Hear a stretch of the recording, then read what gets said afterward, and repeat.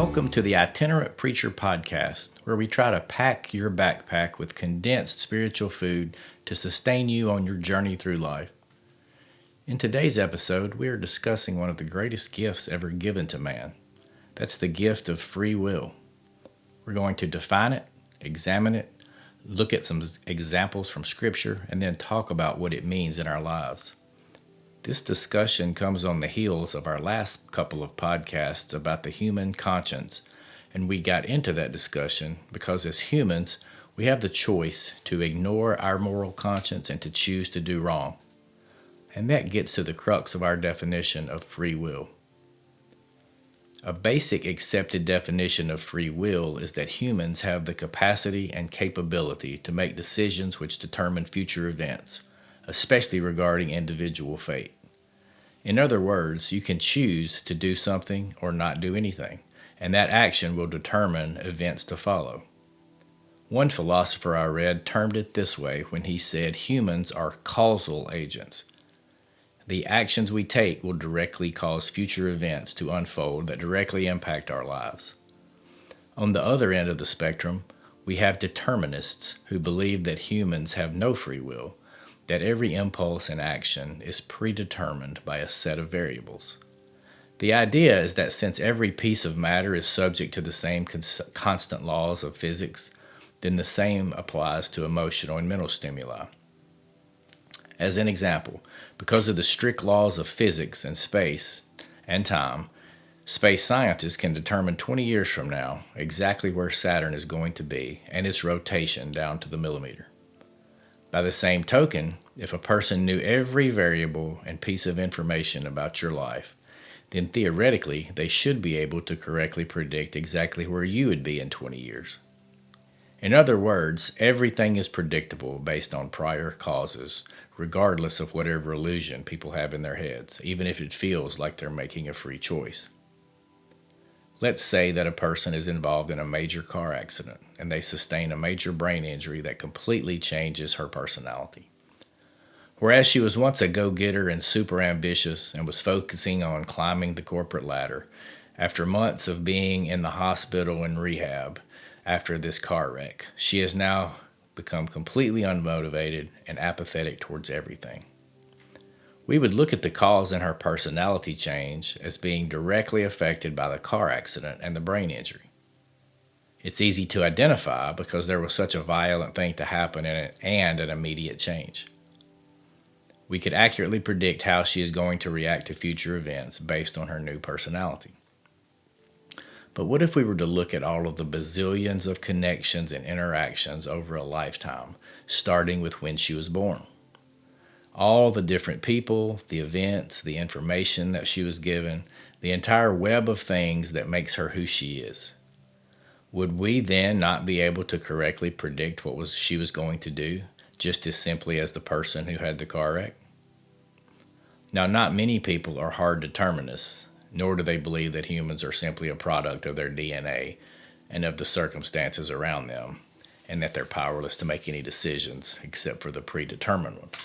In fact, most of the societal systems and beliefs that we live in are set up just the opposite, and they believe in the premise of free will.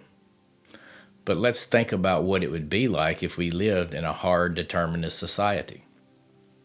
What would that even look like? The first and most obvious one would be that the criminal justice systems would be completely different. Instead of penalizing offenders for choosing to disobey the law, jails would be more reform-based and less punitive. How could you in good conscience punish a person for simply following through with what was already predetermined because of the past? It would also change how people were rewarded and incentivized. Why should you give a raise to someone smarter or harder working when they are just a product of their environment and DNA and they have no real choice in their futures? Why should a high school student be given a college scholarship over their fellow peers when they simply have better genes and better parents? On the opposite end of the spectrum, in a total free will society, people are punished or rewarded on the choices and decisions they make. As in most things in life, we fall into that gray area in between the two extremes, with society vacillating between the two, depending on the whims. People are allowed to smoke because it is their right, but cigarette makers are also penalized for putting overly addictive additives in their products in order to maintain sales.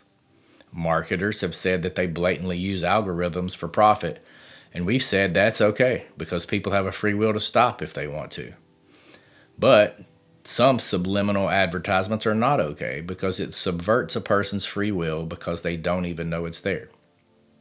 A criminal is subject to the harshest penalty of the law, unless it can be proven that their childhood upbringing adversely affected their decision making, in which case the sentence will be lighter.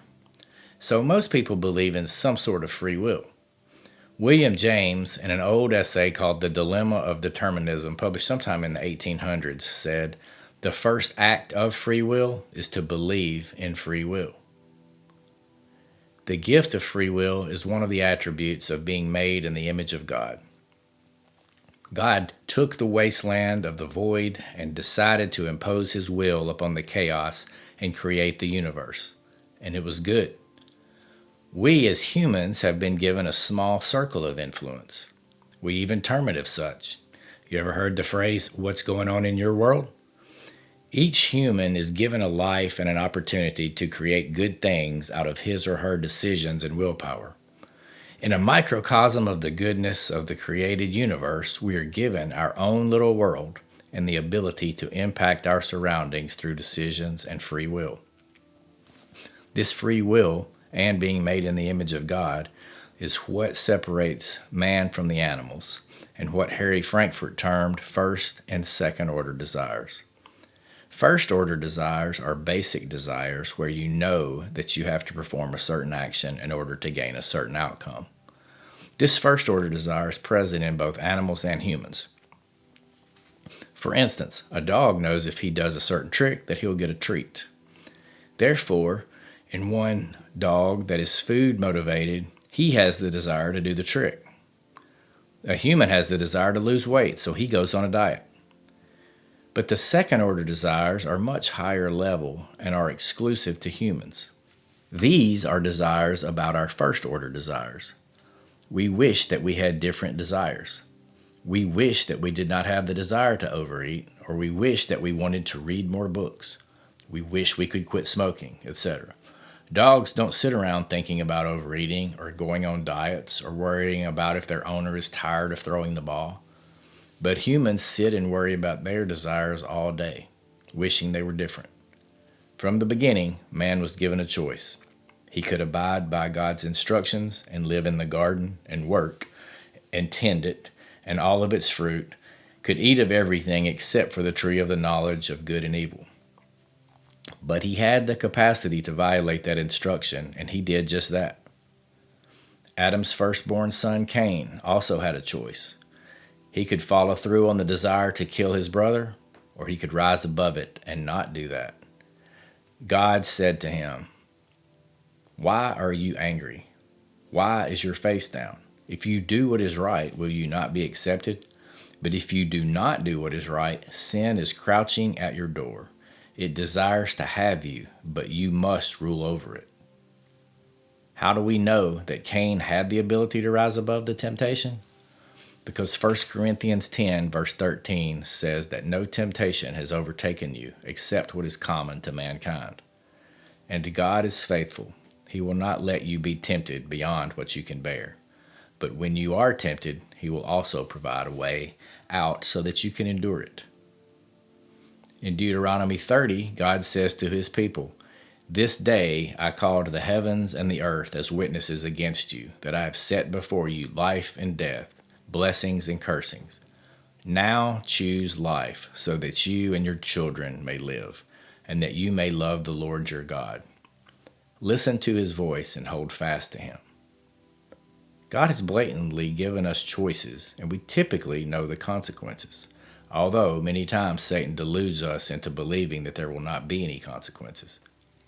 But we do have the choice, and God will not stand in our way of making it. Think for a second about the parable of the prodigal son. The young and petulant son wanted his inheritance before his father died, so that he could go waste it on riotous living. The father, even though he could have withheld the request and forced the son to remain at home, gave the Son the free will to decide and to go and do as he pleased, even though the Father knew he was taking a path to misery and destruction. God will do the same for us, but as we know, there will be consequences. Determinists will argue that if God is all-knowing and therefore knows what we're going to do before we do it, how is this free will? When there are statements in the Bible concerning the Egyptian Pharaoh and God hardening his heart, how is that we have free will? How can we reconcile 2 Timothy 1 verse 9, which says, "He has saved us and called us to a holy life, not because of anything we have done, but because of his own purposes and grace. This grace was given us in Jesus Christ before the beginning of time." The answer to that question is a very complex one, but definitely one that can be answered from Scripture. Unfortunately, we don't have time to unpack that today, but we will answer those questions on determinism and predestination in the next episode. Thank you for tuning in to this episode of The Itinerant Preacher. If you enjoyed this content, please share the link to this channel with your friends so they can access all video podcasts. Till next time.